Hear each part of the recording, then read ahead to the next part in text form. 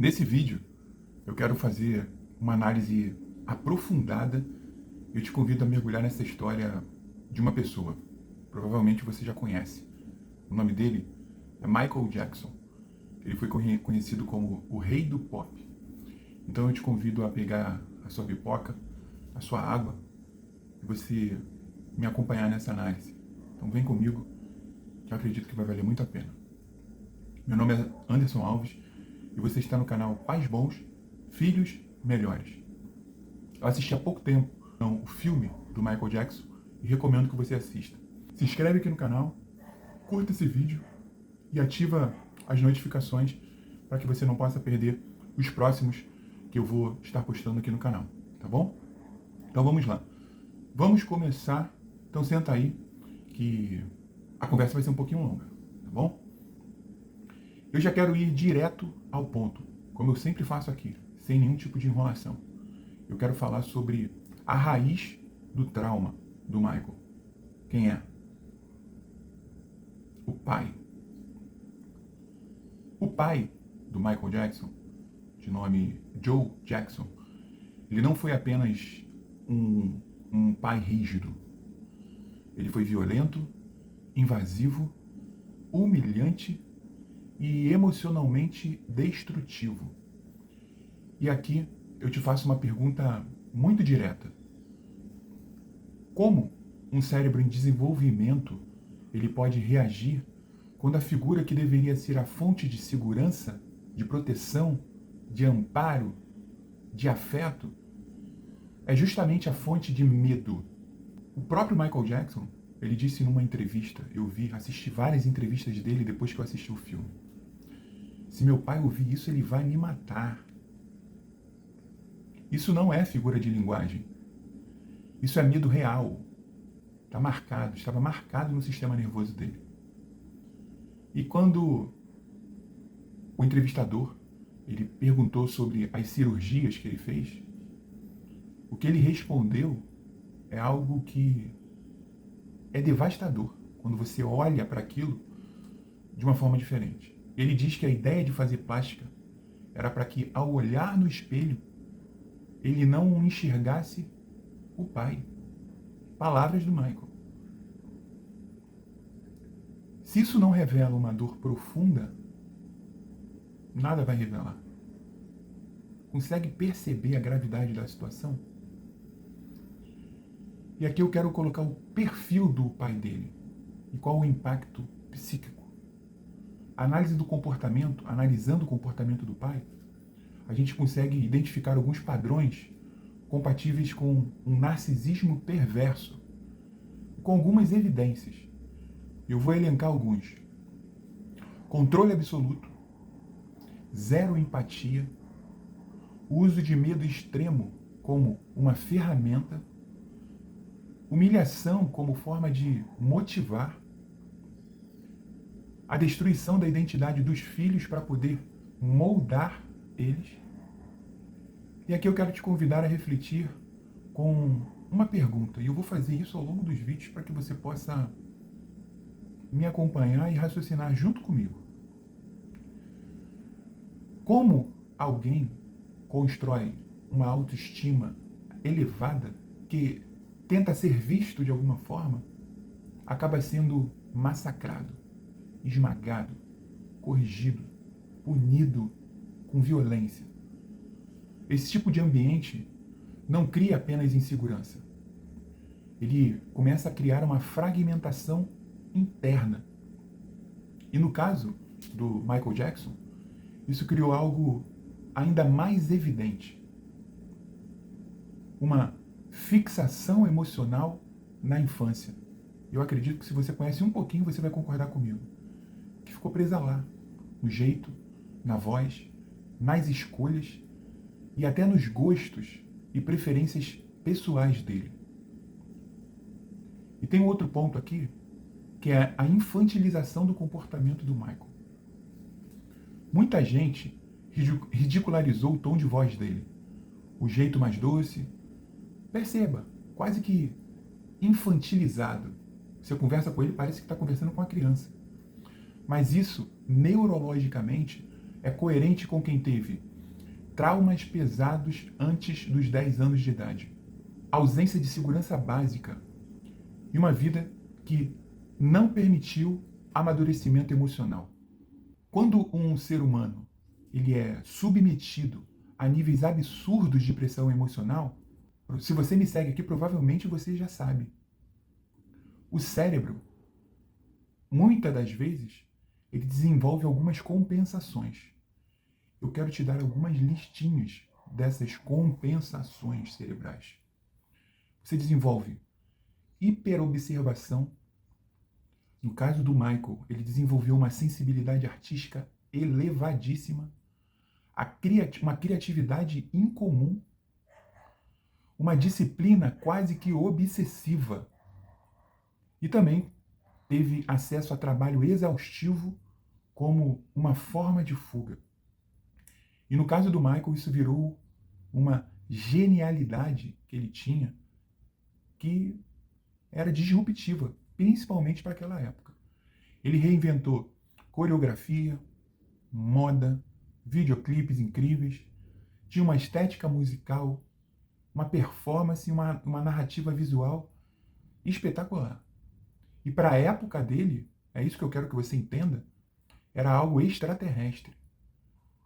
Mas tudo isso vinha de um lugar de dor. Então eu deixo aqui mais uma pergunta honesta e forte para essa nossa análise que a gente está fazendo aqui. Será que Michael era um gênio apesar do trauma?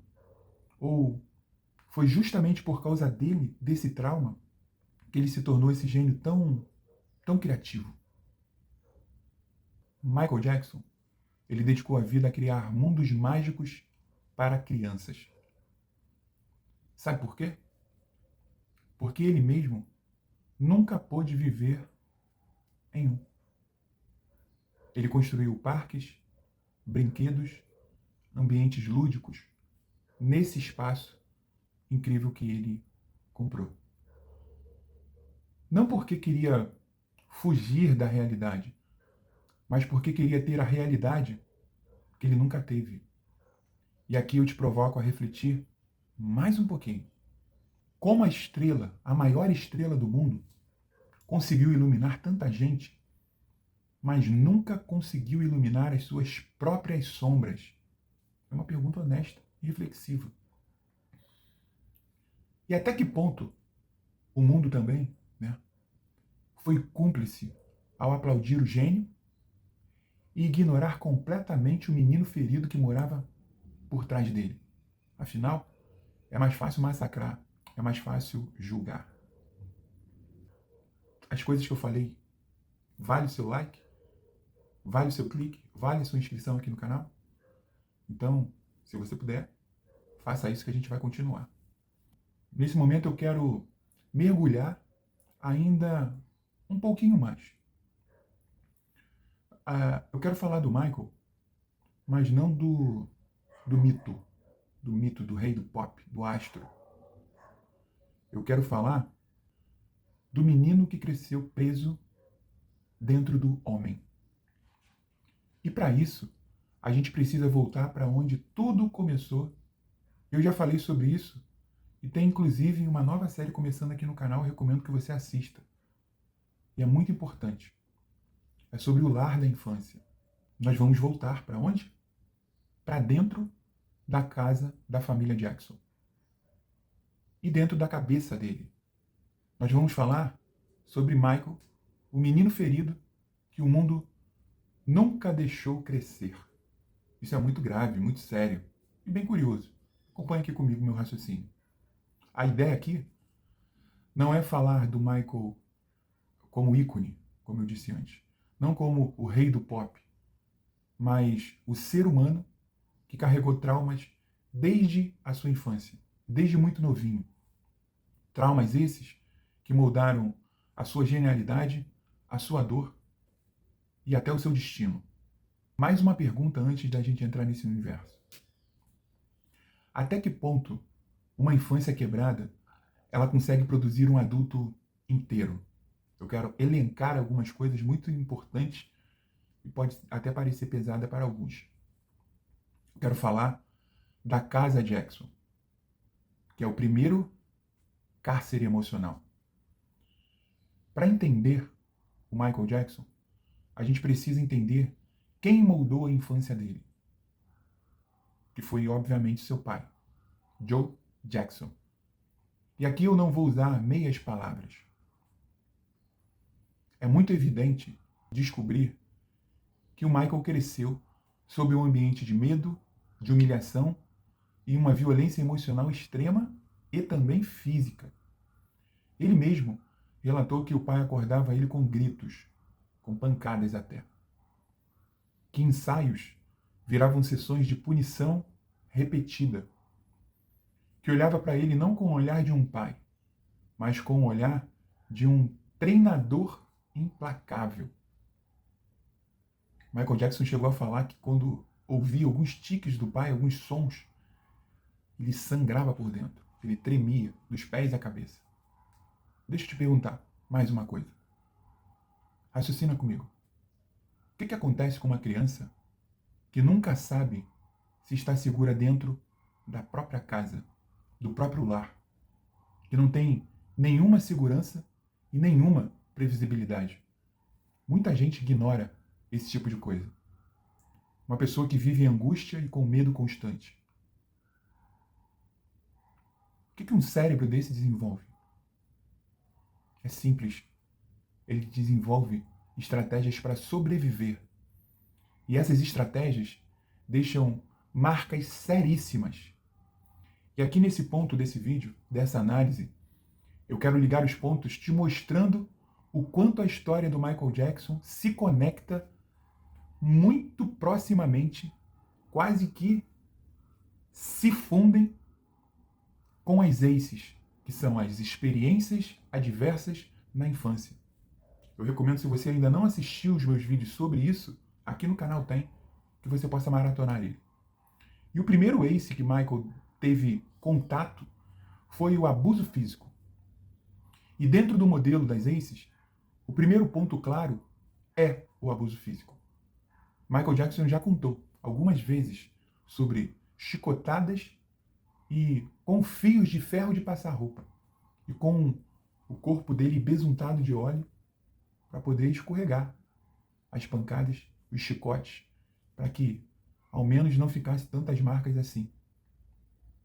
Então, além disso, ele apanhava quando errava os passos dele, algumas colocações nas vozes. Isso não era disciplina pesada. Vamos nomear isso. Era agressão, era violência. Agora pensa comigo. Mais uma vez eu quero te fazer humildemente para que você possa pensar. Como uma criança de 8, 9 anos de idade, ela lida com um pai que usa a dor como método de performance.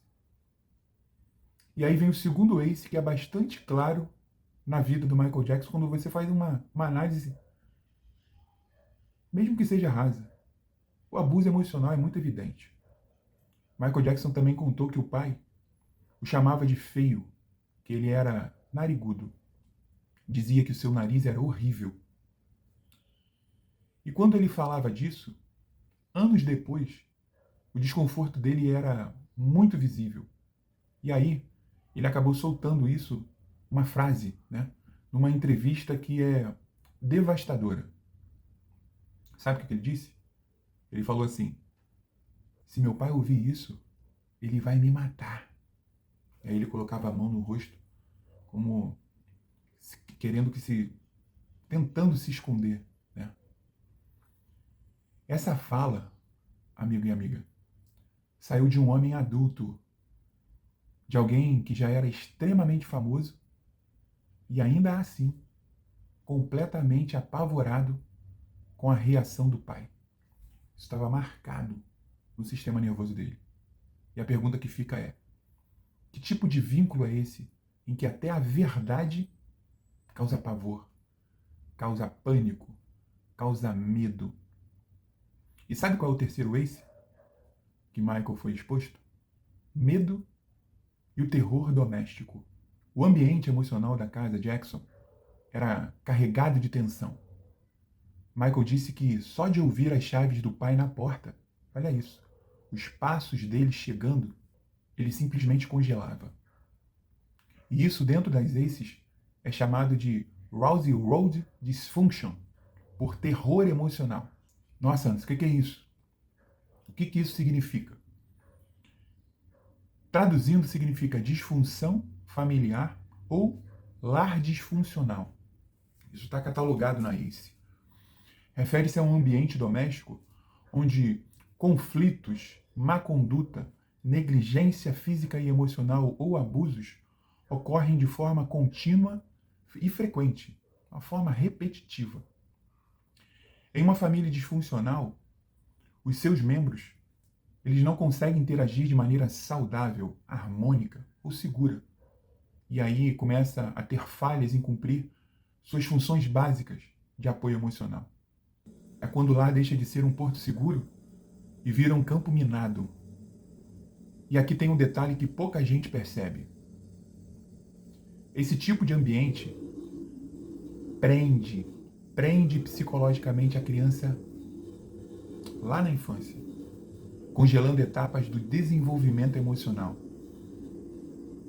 Será que você está preso lá? Você precisa fazer uma análise para saber e resolver.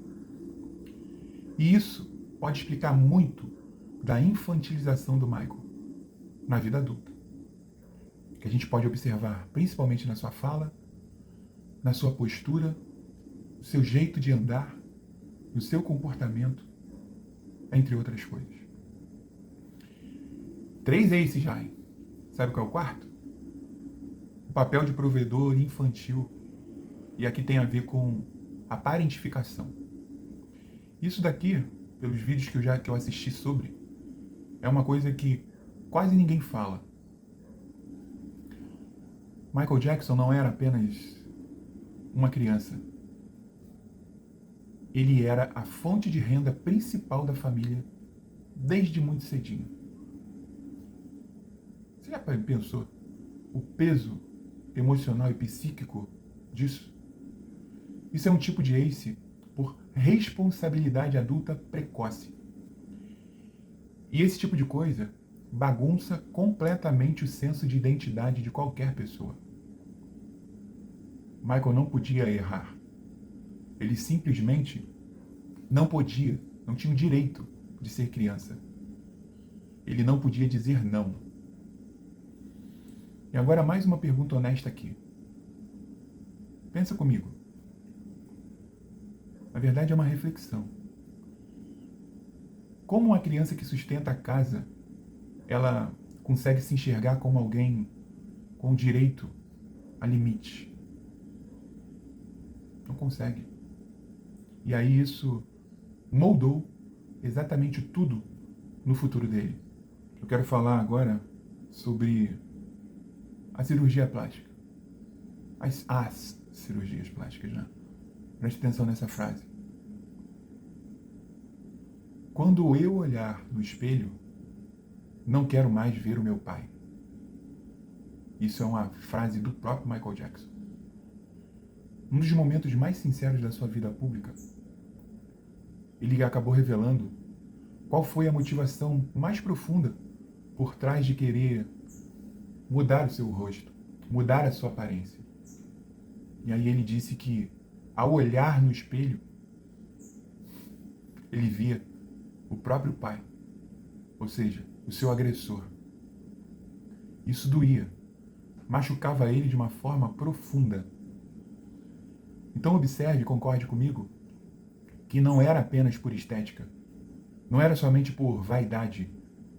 Isso era uma tentativa desesperadora de reescrever a sua própria identidade. Imagina, ele se olhar e não sentir mais medo. Imagina sentir pavor do seu próprio reflexo no espelho. Todas as vezes que ele se olhava. E aqui vem um ponto crucial. Quantas pessoas que passam por traumas profundos tentam apagar fisicamente aquilo que emocionalmente não conseguem enfrentar. Pode ser? Talvez eu esteja olhando para essa pessoa aqui agora. E qual o quinto ace que Michael foi exposto? A exposição recorrente à violência familiar. Mas Michael assistia, além do pai gritar com ele, também intimidar, humilhar os seus irmãos. Estudos mostram que crianças que presenciam a violência extrema, mesmo que não fosse o alvo direto dela, eles acabam desenvolvendo o mesmo padrão neurológico de quem sofreu agressão direta. Ou seja, o trauma, ele não foi só dele, foi do ambiente inteiro. Percebe isso? Eu quero falar aqui sobre o sexto ace que Michael foi exposto, que foi o abandono emocional. E apesar de estar sempre cercado de gente, Michael Jackson viveu isolado emocionalmente. Ele não tinha quem o protegesse do próprio pai. Ninguém colocava limites em Joe Jackson. Nem a sua esposa fazia isso. Apesar de sucessivas tentativas que foram todas frustradas. Isso que eu falei é categorizado como negligência emocional, que é uma ausência de cuidado afetivo real. Isso, amigo e amiga, destrói a capacidade de confiar em vínculos seguros na infância. E é exatamente isso que uma criança precisa para se desenvolver efetivamente. E tem um ponto que eu considero importante nessa análise e que quase ninguém discute isso de forma honesta quando fala sobre o Michael Jackson, que é a relação entre o trauma infantil, estresse fisiológico crônico e o surgimento de doenças autoimunes. Presta muita atenção aqui comigo. Michael não apenas sofria emocionalmente, ele sentia uma dor física, uma dor real, uma dor que consumia o corpo dele e a mente dele. O vitiligo não foi uma escolha estética, foi uma condição autoimune diagnosticada que começou a se manifestar cedo demais para alguém tão jovem como ele. E aqui entra uma verdade que pode incomodar. Quando uma criança vive sob ameaça constante, humilhação, medo e imprevisibilidade frequente, o corpo aprende a sobreviver em modo de alerta permanente. E sabe o que isso destrói primeiro? Pensa aí e me responde. Pausa esse vídeo aí e raciocine a respeito. Você tem dúvidas que é o seu sistema imunológico? Acontece uma bagunça nele. As pesquisas sobre ACEs mostram que traumas intensos e repetidos na infância aumentam substancialmente o risco de doença autoimune ao longo da vida.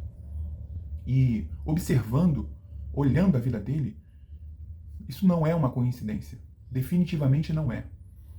Michael descreveu o pai como alguém frio, alguém como uma pessoa violenta, impositiva. Ele mesmo disse isso em algumas entrevistas.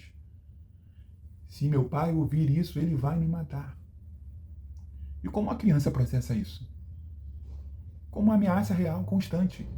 O corpo simplesmente reage como se estivesse sempre em perigo. Ou seja, o cortisol dessa pessoa está elevadíssimo. Não é difícil entender como isso pode ter contribuído para um processo autoimune. O vitiligo, no caso dele, não foi apenas uma condição física. Foi também um símbolo da batalha interna que ele travava desde pequeno, desde a sua infância, tenra infância. E a coisa não parou por aí.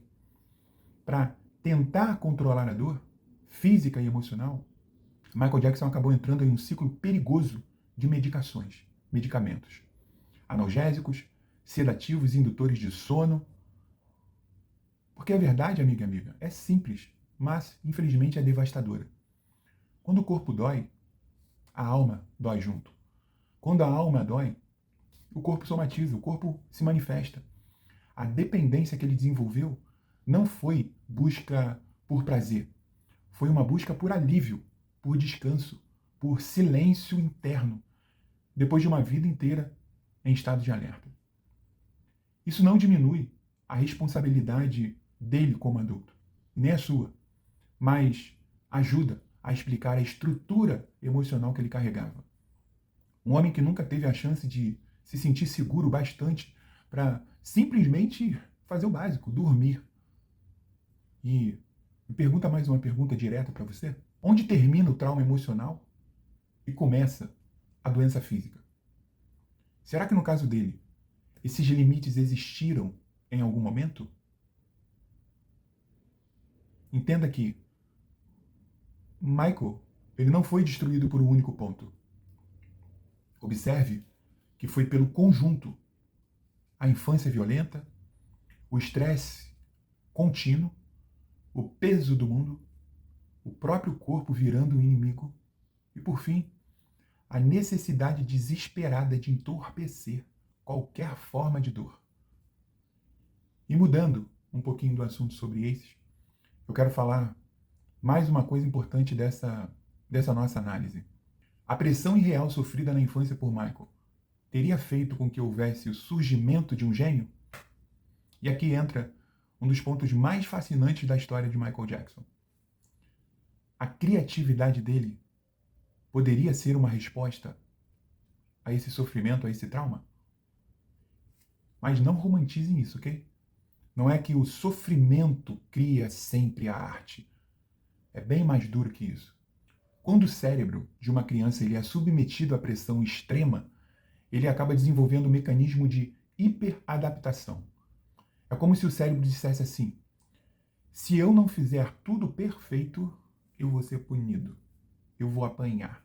Eu vou perder o amor do meu pai e da minha mãe. Eu vou perder a segurança. Eu vou sofrer. Então, ele começa a operar em níveis de excelência anormal. Existe um excesso de cobrança pela perfeição. Uma perfeição absurda.